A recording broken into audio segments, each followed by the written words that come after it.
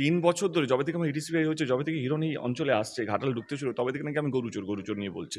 আরে সবচেয়ে আগে তো পিন্টু মণ্ডলকে ও চেনে, আজকে তার প্রমাণও দিলাম। আজ অব্দি আমি চুপ ছিলাম, কারণ আমি কাউকে ঘেটে লাভ নেই, কারণ কাউকে না আমি বুঝি যে কারো গায়ে কাদা ছুড়লে কতটা কষ্টকর, কিন্তু যে সারাদিন কাদা নিয়ে ঘুরছে, সুযোগ পেলে দিয়েছে, আমি আর ভদ্রতা করে লাভ নেই, আমি বললাম আজকে দিয়েই দিই। তো পিন্টু মণ্ডলের সাথে হিরণ আমাদের মানে 2013, এই যে পেপারটা আছে আমার 2013 কাটিংটা, যেহেতু আমি যখন আছে আমার কাছেও সমস্ত ডকুমেন্টস রেডি আছে, তার জন্য আমি এখনো ঘুরছি কে। এবং তাহলে তো উনিও গরুচোর, কারণ উনিও পিন্টু মণ্ডলের সঙ্গে কাজ করেছেন, পিন্টু মণ্ডলের সঙ্গে টাকা নিয়েছেন, তার মানে উনিও গরুচোর। এবং যিনি গরুচোর আমার আগে উনি কাজ করেছেন, আমার আগে উনি ছিলেন, তো আমার মনে হয় তাহলে তো সবাই গরুচোর। তো অর্ধেক ইন্ডাস্ট্রি, মানে অর্ধেক 90% ইন্ডাস্ট্রি গরুচোর হয়ে যাবে। তো অনেক আর্টিস্ট কাজ করেছে পিন্টু মণ্ডলের সাথে, এবং তুমি কি করে বাছাই করবে কে ভদ্রলোক, কে অভদ্রলোক, কে কোথা থেকে টাকা নিয়ে এসছে? আজকে আমার মনে হয় কি, এই যে কোনোভাবে আক্রমণ করা, এই যে উল্টো পাল্টো কথা বলা, মিথ্যে কথা বলা, ভোটের জন্য, জেতার জন্য, আমি তার বিরুদ্ধে।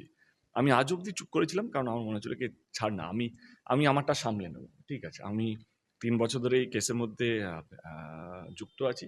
যখনই আমি কোনো কিছু করি তখনই আমাকে একটা লেটার পাঠিয়ে দেওয়া হয় তদন্ত এজেন্সি। আমি আজ অব্দি কোনোদিন ডেট চাইনি। এবারে তো বুঝতে পারলে কেন ডেট চাইনি, কারণ আজকে মোটামুটি শুভেন্দুদাই ক্লিয়ার করে দিল কি আমার এর সঙ্গে কোনো যুক্ত নেই।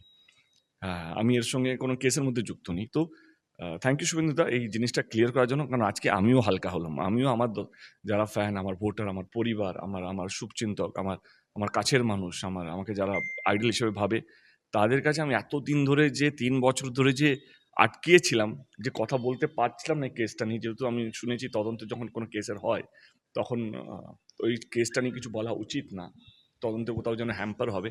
কিন্তু আজকে শুভেন্দু তো আমার সেই সুযোগটা করে দিয়েছে কি আজকে আমি মন খুলে কথা বলতে পারি কেসটা কি, এবং কে সে পিন্টু মণ্ডল। এবং পিন্টু মণ্ডলের সঙ্গে শুধু আমি একা না, আমার মনে হয় হিরণ তো আগে আছে আমাদের, এবং যত বড় সুপারস্টার আছে, নাম বলো না, আমি নাম নিতে চাইছি না, জিদ্দা হোক, যিশুদা হোক, শুভশ্রী হোক, পায়েল হোক, সবাই এক চিটিয়ে কাজ করেছে। তো আজকে জাস্ট বিকজ আমি পলিটিশিয়ান বা একটা দলে হয়ে কাজ করছি বা একটা দলের সাংসদ, তো আমাকেই গরুচোর বলা হচ্ছে, এবং প্রমাণ এখনো অব্দি করতে পারেনি। এবং আমার সত্যি খুব খারাপ লাগলো, দুঃখজনক লাগলো, হিরণকে বাঁচানোর জন্য শুভেন্দু এতটা নিচে নামতে হলো। আমি শুভেন্দুকে ভাবি, মুখ্যমন্ত্রী হিসাবে ভাবি কি ভাই, যদি বিজেপি যদি কোনো দিনও যদি জিতে, তো সেই দিনে হয়তো শুভেন্দুদার সুযোগ আছে মুখ্যমন্ত্রী হওয়ার।